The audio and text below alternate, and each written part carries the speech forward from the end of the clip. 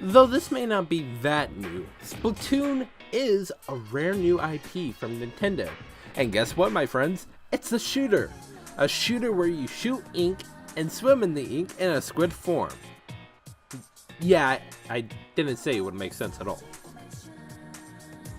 Well, since Splatoon 2 was announced for the Nintendo Switch, let's review Splatoon and say what would be good for a sequel.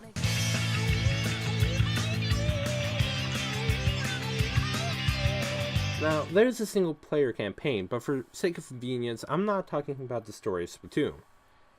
Well, mainly because it's just kind of basic for a plot. You team up with Captain Cuttlefish as you fight the Octarian forces. There's some second scrolls around that you can find that gives you more background for how this world came to be.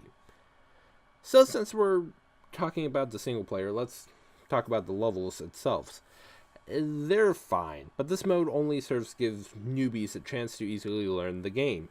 You get a tutorial when you first boot up the game, but that doesn't really give you battle experience.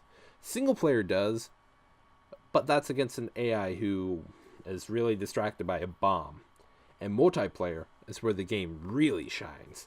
Let's start off with first mode that you can play right off the bat. That mode is Turf War, and this is a simple mode.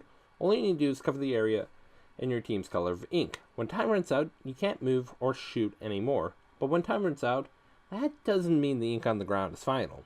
If you can shoot a special known as the ink strike a second or two before time runs out, the area being covered will still count until the screen fades to black. So if you can get that off at the last second on a close game, it may be the decision maker in your game. Turf War is really fun, and when you can level up enough, you can go into the ranked battle modes: Rainmaker, Tower Control, and Splat Zones. Each mode in ranked battles work differently, but they share the same basics on how to win. If you complete the objective of the mode, that's a knockout, an instant win for your team. Whoever is further along in the objective will win, but if your team is losing and gain control of the objective, it will go into overtime. Until the team pulls ahead in the objective just by 1 point, you can win. But if opponents gain control of the objective, the game instantly stops and your team loses.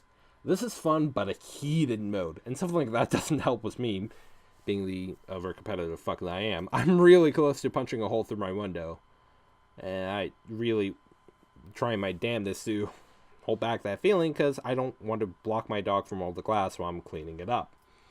Also, for whatever reason, all maps in both modes, and what mode and rank battles are for that certain amount of time, are random. They, for whatever reason, lock them into 4-hour rotations. Okay, why? What's with all the fucking questions? You see anyone else complaining? Said Splatoon, pointing to the many player avatars standing around the lobby like Village of the Damned. During online play, you have the map on your gamepad.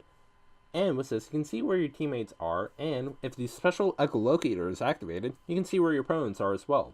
If you select a teammate, the spawn point, or a squid beacon, you can super jump to that location.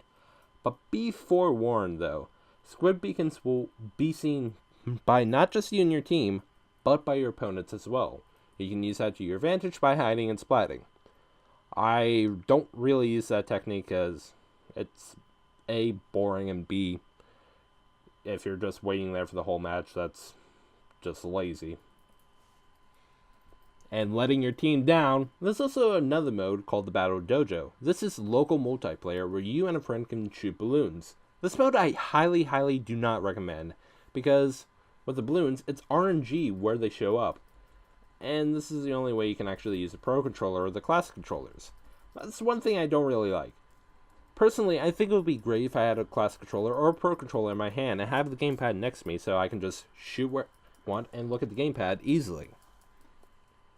You can also use amiibos to unlock special challenges in the single player mode and extra content like equipment, minigames, and weapons.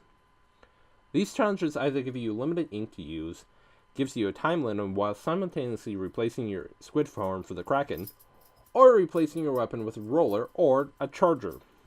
You tackle 3 levels selected from the single player campaign, and then fight the boss at the end of the stage with the same handicap. Speaking of the bosses, one thing I really fucking hate is the final boss, DJ Octavio. At first the boss is fine, but it gets too hectic at the end and just can go fuck itself because of that. Ugh, fuck's sakes. Okay, I'll save the equipment for last, so let's talk about the minigames. These are fun, but I don't see myself going back to them. Squid Jump is locked from the start, and it's really fun for a distraction, and that basically goes for the rest. They're just there and are just harmless, but I think they should have just been unlocked from the start. Now for the equipment and weapons. To spread your colorful globs of ink around, you need guns, or giant-ass brushes and paint rollers. Because that's totally something you do with ink, isn't it? Put it in a paint roller and ink your living room with a lovely cornflower blue ink. Get your fucking story straight. But you also need something to wear, and that's where your hats, shirts, and shoes come in play.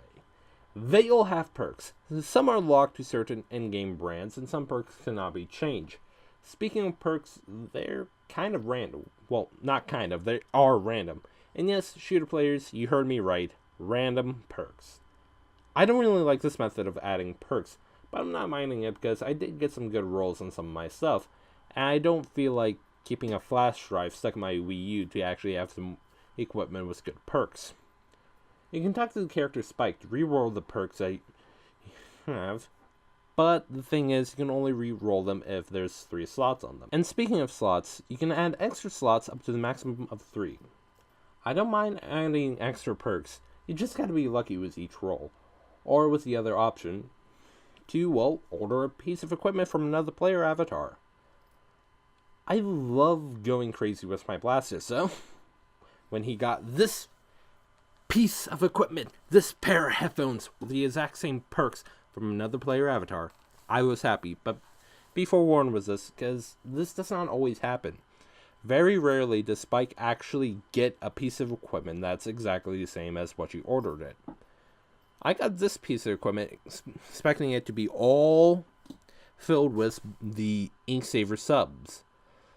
Was it all Inksaver sub?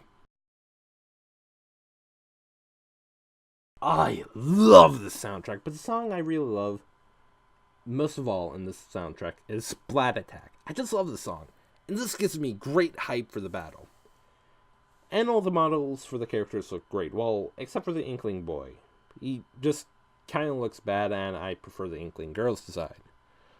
Though in Splatoon 2, I'm not looking forward to how they look at all. Any of the in-game models, because that looks too hipster, and I'm not down with the hipster look at all. Now, this may be odd, but I love how the ink looks. It just looks glossy and cool. I know it's a stupid reason, but I stand by it.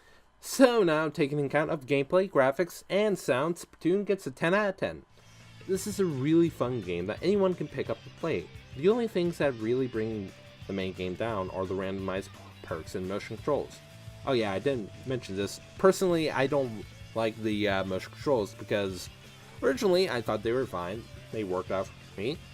But when I turned off the motion controls, it was hard to readjust to motion controls.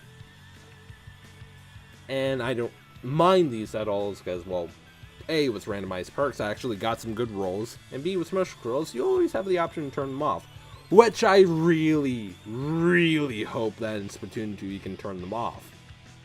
If you have children and don't want them playing something like Call of Duty, and if you have a Wii U, get them this. Speaking of Wii U, this is obvious that it's only available on the Nintendo Wii U.